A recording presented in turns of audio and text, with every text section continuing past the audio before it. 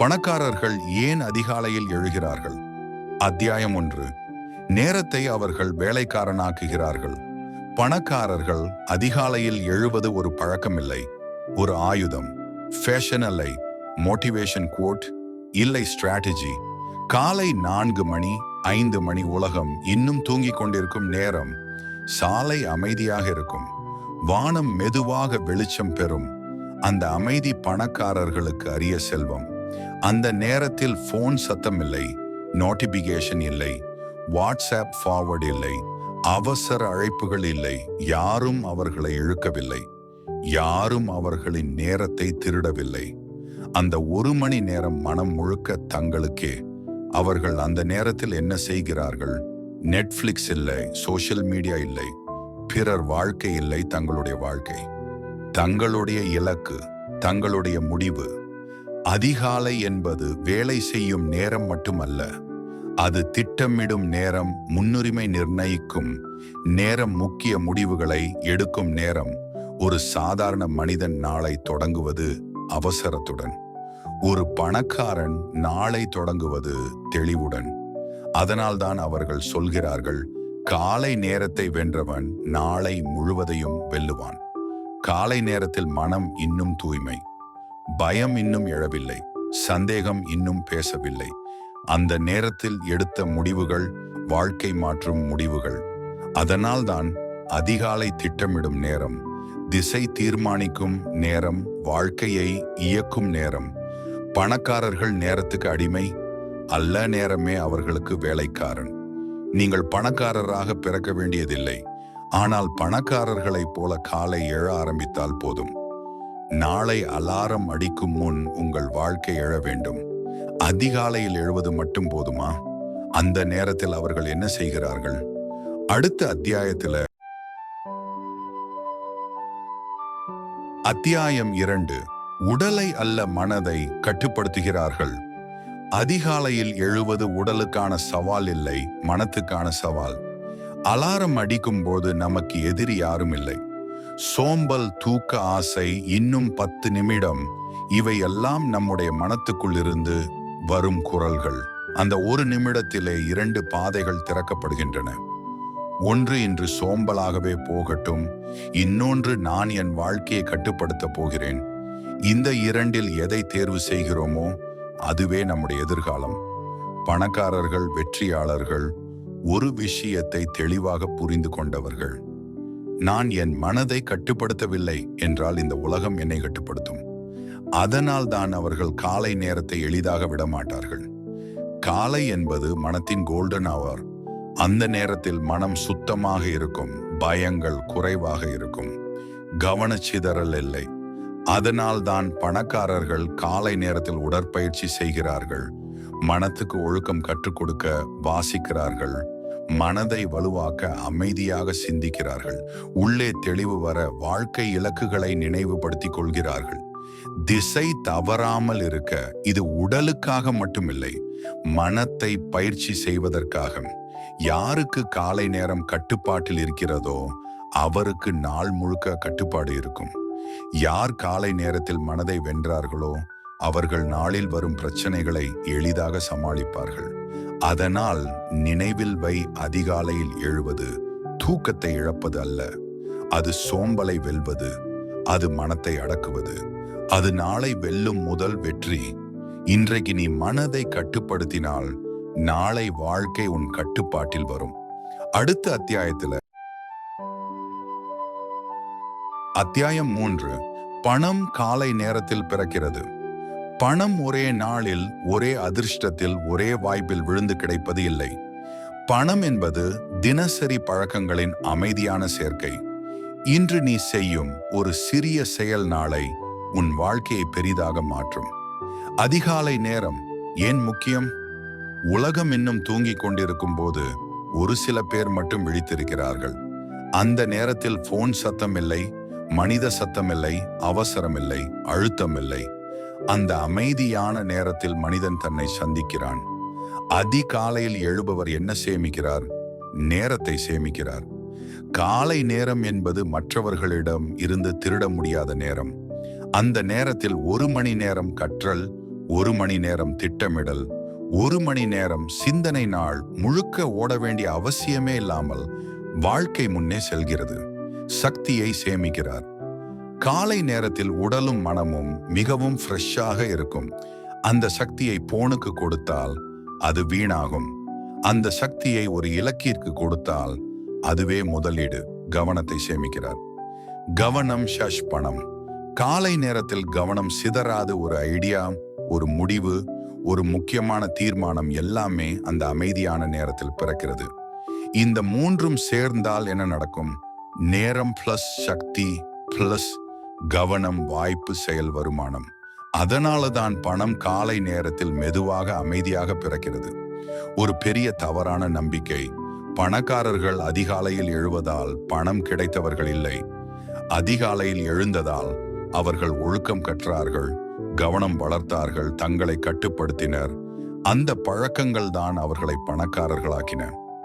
முடிவு சொல், நீ பணக்காரராக பிறக்க வேண்டியதில்லை, ஆனால் பணக்காரர்கள் போல ஒரு காலை ஆரம்பித்தால் போதும். இன்று காலை நீ எழும் நேரம் உன் எதிர்காலத்தின் விலை. சாப்டர் 1. அந்த பழக்கம் என்ன? நம்ம வாழ்க்கையை மெதுவாக, அமைதியாக, ஆனால் உறுதியாக சிதைக்கும் ஒரு பழக்கம் இருக்கிறது. அது என்ன தெரியுமா? மொபைல் அதிகமாக பயன்படுத்துவது. காலை ஆரம்பம். நாம் காலை எழுந்ததும் முதல் பார்வை எங்கே போகுது? சூரியனை பார்க்கல, குடும்பத்தை பார்க்கல, நேரா மொபைல் ஸ்கிரீன். ஒரு மெசேஜ் தான், 1 நிமிஷம் தான் சொல்லிட்டு 10 நிமிஷம், 20 நிமிஷம், அரை மணி நேரம் அப்படியே போயிடுது. நாள் முழுக்க தொடரும் பழக்கம். உணவு சாப்பிடும்போது டிவி பக்கத்துல, மொபைல் முன்னாடி. படுக்கைக்கு போகும் முன் கடைசியாக ஒரு ஸ்க்ரோல். இடையில 1 நிமிட இடைவெளி கூட இல்லாம ஸ்க்ரோல். மூளைக்கு என்ன நடக்குது? இந்த பழக்கம் மூளைக்கு ஓய்வே தராது. மூளை என்ன நினைக்குது தெரியுமா? எப்போதும் தகவல், எப்போதும் சத்தம், எப்போதும் அழுத்தம். மூளை ரிலாக்ஸ் மோட்க்கு போகவே முடியல. அதன் விளைவுகள். அதனால் மெதுவாக என்ன நடக்குது? கவனம் சிதறும். ஒரு வேலையை முழுசா செய்ய முடியல. நினைவாற்றல் குறையும். இப்ப என்ன செய்ய வந்தேன்? அடிக்கடி மறந்து போறோம். பொறுமை குறையும். சின்ன விஷயத்துக்கே எரிச்சல், கோபம். உண்மையிலே சொல்லணும்னா மூளை எப்போதும் இருக்கும். அதனால் உடல் சோர்வு, மனம் குழப்பம், வாழ்க்கை வேகம் எல்லாமே நம்ம கையிலிருந்து மெல்ல வழுக்கி போகும். Chapter end hook. ஆனால் ஒரு கேள்வி, இதுக்கு வழி இருக்கா? மூளையை மீண்டும் அமைதியாக்க முடியுமா? இந்த பழக்கத்திலிருந்து வெளியே வர முடியுமா? அடுத்த சாப்டர்ல அதற்கான உண்மையான. இது மூளையை எப்படி பாதிக்கிறது? நீங்க கவனிச்சிருக்கீங்களா? ஒரு வீடியோ ஆரம்பிச்சா இன்னொரு வீடியோ மட்டும். இந்த நேரம் போறதே தெரியாம போயிடும். அது சும்மா பழக்கம் இல்ல. அது மூளை மாற்றம். கவனம் குறைவு. முன்னாடி ஒரு வேளைக்கு 20 முதல் 30 வரை நிமிடம் முழு கவனத்தோடு இருக்க முடிந்தது. இப்போ ஒரு நோட்டிபிகேஷன், ஒரு மெசேஜ், ஒரு ரீல், 5 நிமிடம் கூட ஒரே விஷயத்துல கவனம் வைத்திருக்க முடியல. ஏன் தெரியுமா? மொபைல் சமம். மூளைக்கு எப்பொழுதும் புதிய தூண்டுதல். மூளை பழகி விடுகிறது ஃபாஸ்ட் ரிவார்டுக்கு, ஷார்ட் அட்டென்ஷனுக்கு. அதனால படிப்பு, வேலை, வாழ்க்கை முடிகிறது. எல்லாமே அரை கவனமாக மாறிடுது. மனம் அசதி. நீங்க படுக்கையில் ஓய்வாக இருந்தாலும் மனசு மட்டும் எப்போதும் சோர்வாக இருக்கு. ஏன்? மொபைல் பார்த்துக்கிட்டே வீடியோ, செய்திகள், ஒப்பீடு, மற்றவர்கள் வாழ்க்கையெல்லாம் சேர்ந்து மூளையை அதிக வேலை செய்ய வைக்கிறது. உடல் ஓய்வு எடுக்கிறது, ஆனால் மனம் ஓய்வு எடுக்கவே இல்லை. அதனால்தான் சின்ன விஷயத்துக்கே கோபம், பொறுமை குறைவு, மன நிறைவு இல்லாமை, உறக்கம் கெடும். இது ரொம்ப முக்கியம். மொபைல் லைட்ல இருக்கிறது ப்ளூ லைட் மூளைக்கு என்ன சொல்கிறது? இன்னும் பகல்தான். அதனால் மெலாட்டோனின் உற்பத்தி ஆகாது. விளைவு, தூக்கம் வராது. வந்தாலும் ஆழமாக இருக்காது. மூளை ரிப்பேர் ஆகாது. அடுத்த நாள் மந்தம், சோர்வு, உறக்கம் கெட்டால் நினைவு, கவனம், மனநிலை, ஆரோக்கியம் எல்லாமே பாதிக்கப்படும். நீங்க சோம்பேறி இல்ல, நீங்க பலவீனமா இல்ல, உங்கள் மூளை ஓவர்லோட் ஆகிருக்கு. இது புரிஞ்சாதான் மாற்றம் ஆரம்பிக்கும். மூளையை நாசம் பண்ற இந்த பழக்கத்தை நிறுத்தினால் கவனம் திரும்பும், உறக்கம் சரியாகும், வாழ்க்கை மெதுவா மாறும். சாப்டர் 3. சாப்டர் 3. மூளையை காப்பாற்ற என்ன செய்யலாம்? நம்ம எல்லாருக்கும் ஒரே கேள்விதான், மொபைல் இல்லாம இருக்க முடியுமா? உண்மை என்னன்னா, மொபைல் பிரச்சனை இல்லை, அதை பயன்படுத்தும் அளவுதான் பிரச்சனை. இப்போ மூளையை காப்பாற்ற நம்ம வாழ்க்கையில சில சின்ன மாற்றங்கள் போதும். முதல் மாற்றம், காலை எழுந்த முதல் 30 நிமிஷம் மொபைல் இல்லை. நீங்க தூக்கத்திலிருந்து எழும்போது மூளை இன்னும் முழுசாக விழிக்கல. அந்த நேரத்திலேயே வாட்ஸ்அப், இன்ஸ்டாகிராம், நியூஸ், ஷார்ட்ஸ் பார்த்தால் மூளை உடனே ஸ்ட்ரெஸ் மோட்க்கு போயிடும். ஆனால் அந்த 30 நிமிஷம் சும்மா அமைதியாக இருங்க, ஜன்னல் பக்கம் பாருங்க, தண்ணி குடிங்க, சூரிய ஒளி பாருங்க. மூளை மெதுவாக நான் இப்போதான் ஆரம்பிக்கிறேன் சொல்லும். இரண்டாவது மாற்றம், உணவு சாப்பிடும் போது திரையில்லை. நீங்க சாப்பிடும் போது மொபைல் பார்த்துக்கிட்டே இருந்தா வயிறு ஒரு வேலை, மூளை இன்னொரு வேலை, இரண்டும் ஒன்னா வேலை செய்யாது. அதனால்தான் ஜீரணம் கெடும், சோர்வு அதிகமாகும், சாப்பிட்டதும் தூக்கம் வரும். ஒருவேளை முழு கவனத்தோட சாப்பிட்டால் மூளை பிளஸ் வயிறு நண்பர்களா வேலை செய்யும். மூன்றாவது மாற்றம், தூங்கும் முன் 1 மணி மொபைல் ஆஃப். இது ரொம்ப முக்கியம். நீங்க தூங்கும் போது மூளை சும்மா தூங்கல. நாள் முழுக்க வந்த ஸ்ட்ரெஸ், டென்ஷன், நெகட்டிவ் தாட்ஸ் அதையெல்லாம் மொபைல் ஒளி பார்த்துட்டே தூங்கினால் மூளை இன்னும் வேலை இருக்குன்னு நினைக்கும். அப்போ ஆழ்ந்த தூக்கம் வராது, மறதி அதிகமாகும், காலையில் சோர்வு. அதனால் தூங்கும் 1 மணி முன்னாடி மொபைல் ஆஃப், விளக்கு குறைந்து அமைதியா இருங்க, மூளை தானாகவே சரியாக ஆரம்பிக்கும். இப்போ நினைவில் வையுங்கள், சிறிய மாற்றம் பெரிய மூளை சக்தி. மொபைல் கெட்டதில்லை, ஆனால் அளவில்லாத பழக்கம்தான் ஆபத்து. நீங்கள் மூளையை கட்டுப்படுத்தினால், பழக்கங்களை கட்டுப்படுத்தினால் வாழ்க்கை உங்க கட்டுப்பாட்டில் வரும். அத்தியாயம் 1. தெளிவான இலக்கு. 3 நிமிட விளக்கம். ஒரு மனிதன் வாழ்க்கையில் முன்னேறுகிறானா அல்லது அதே இடத்திலேயே சுற்றி கொண்டிருக்கிறார்? அதை தீர்மானிப்பது அவர் வைத்திருக்கும் இலக்குதான். வெற்றி பெற்ற மனிதர்களை கவனித்து பாருங்கள். அவர்களிடம் எப்போதும் ஒரு கேள்விக்கு தெளிவான பதில் இருக்கும். நான் எங்கே போகிறேன்? அவர்கள் வாழ்க்கையை தாறுமாறாக வாழ மாட்டார்கள். இன்னைக்கு இப்படி, நாளை வேற மாதிரி. அப்படி இல்லை. அவங்கள் வாழ்க்கை ஒரு திட்டமிட்ட பயணம் போல இருக்கும். ஏனென்றால் இலக்கு இருந்தால்தான் பாதை தெரியும். ஒரு இலக்கு இல்லாமல் உழைப்பது என்ன தெரியுமா? திசை தெரியாமல் ஓடும் பேருந்து மாதிரி. எவ்வளவு வேகமாக ஓடினாலும் சரியான இடத்தை அடைய முடியாது. நாளுக்கு 10 மணி நேரம் வேலை செய்தாலும் மனம் எப்போதும் சோர்வாக இருக்கும். ஏன் என்றால், நான் இதை ஏன் செய்கிறேன் என்ற கேள்விக்கு பதில் இருக்காது. ஆனால் ஒரு இலக்கு இருந்தால் என்ன ஆகும்? காலை எழுந்தவுடனே மனசுக்குள் ஒரு நோக்கம் இருக்கும். இன்று இதை முடிக்கணும் என்ற உறுதி வரும். சோர்வு வந்தாலும் மனசு விடாது. ஏனில் உங்களுக்கு எங்கு போகணும்னு தெரியும். இலக்கு பெரியதாக இருக்கணும் என்ற அவசியமே இல்லை. ஒரே நாளில் கோடீஸ்வரன் ஆகணும், உடனே எல்லாம் மாறணும், இவை வேண்டாம். இந்த 6 மாசத்துல நான் இதை கற்றுக்கணும். இந்த வருடம் என் வாழ்க்கையை ஒரு படி மேம்படுத்தணும், இது போதும். சின்ன இலக்கு கூட வாழ்க்கைக்கு பெரிய திசை கொடுக்கும். நினைவில் வைங்க, இலக்கு இல்லாத உழைப்பு சமம் திசை தெரியாத பயணம். இலக்கு உள்ள உழைப்பு சமம் உறுதியான முன்னேற்றம். இன்று உங்களிடம் நீங்களே கேளுங்கள், நான் உண்மையிலே எங்கே போகிறேன்? இந்த ஒரு கேள்விக்கு பதில் கிடைத்தால் உங்கள் வாழ்க்கை தானாகவே ஒழுங்காக மாற ஆரம்பிக்கும். அத்தியாயம் 2. நேர மேலாண்மை. வெற்றியின் மறைமுக ரகசியம். உலகத்தில் எல்லாருக்கும் ஒரே விஷயம் இருக்கிறது, நேரம்.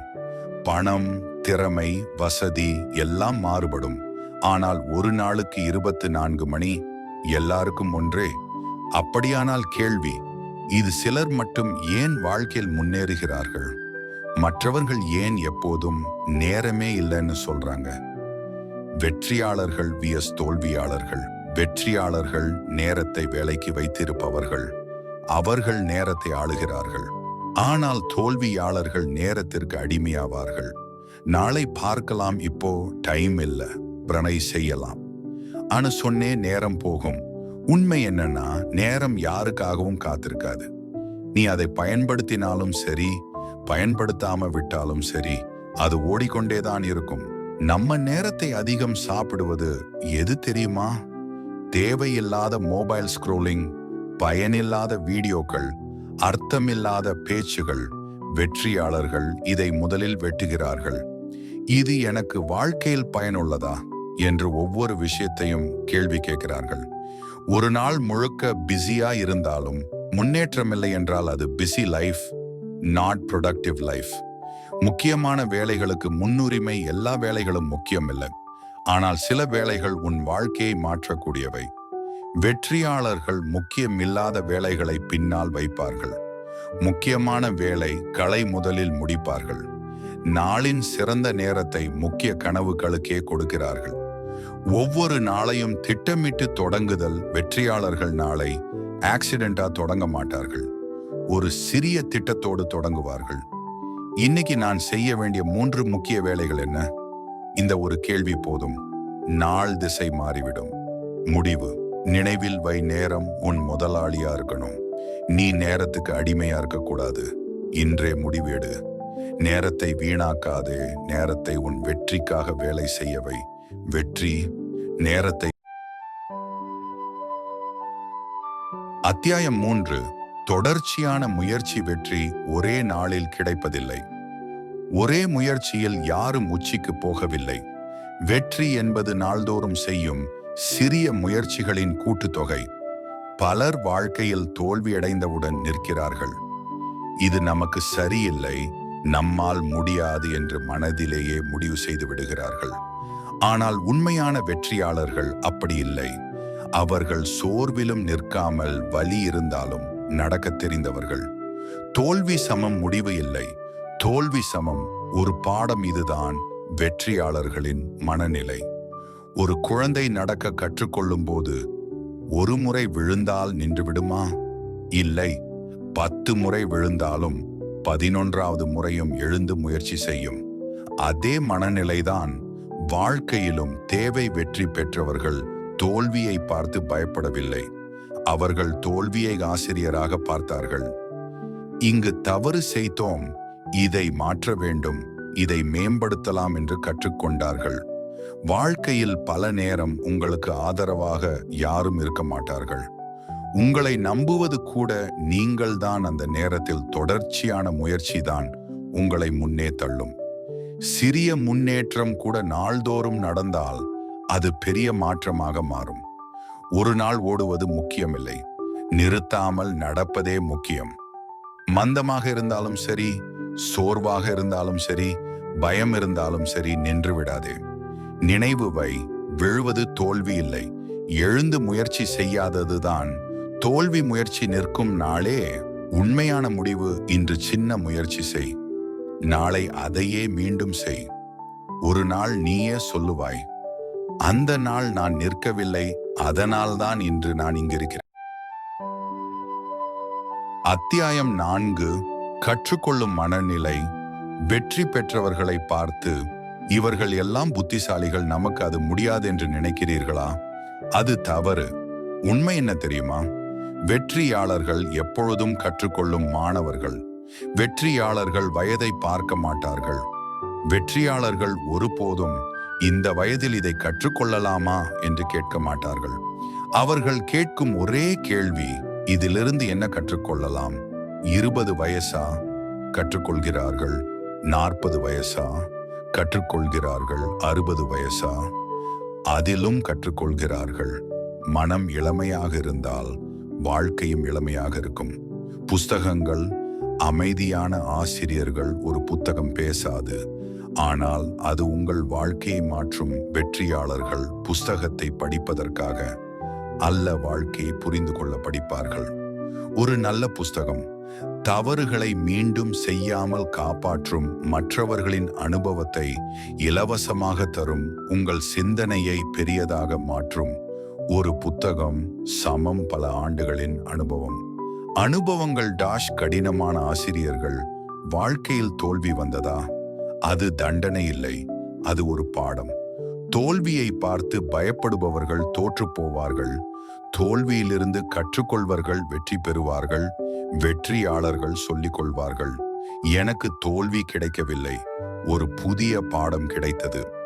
மனிதர்கள் நடமாடும் புஸ்தகங்கள். ஒவ்வொரு மனிதரும் உங்களுக்கு ஏதாவது கற்றுக் கொடுக்க வந்த ஆசிரியர்தான்.